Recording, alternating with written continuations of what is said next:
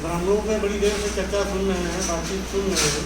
पहली बात तो यह है कि ब्राह्मण है कौन ये जान लीजिए।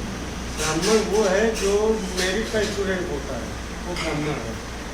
भगवान हमको किसी और के भी घर में पैदा कर सकता था, अगर हमने ब्राह्मण के घर में जन्म लिया है तो ये हमारा बहुत बड़ा सौभाग्य है और इस सौभाग्य को हमेशा हमको बरकरार रखना है। और ब्राह्मण माँ कहाँ खाता है? ब्राह्मण का सबसे बड़ा दुश्मन ब्राह्मण ही है।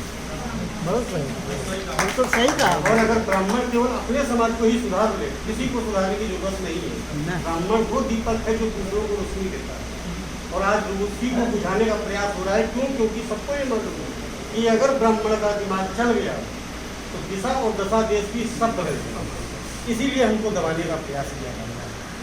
और जो सरकारों के द्वारा है, जो जातियों के द्वारा, हाँ धर्म अगर आपको देखना है तो मुसलमानों का देखिए, सारे काम छोड़ के वो नमाज पढ़ते हैं, सारे काम।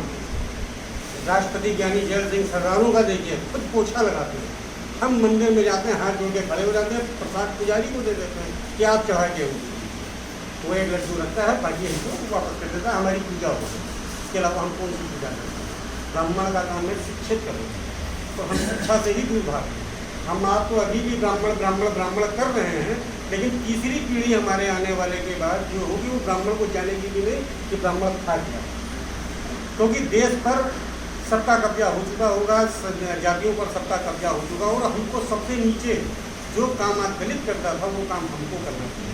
अगर हम अभी भी ना सुधरे तो समय है, जाग जाइए, एक हो जाइए। इसके साथ वाणी को विराम। अच्छा।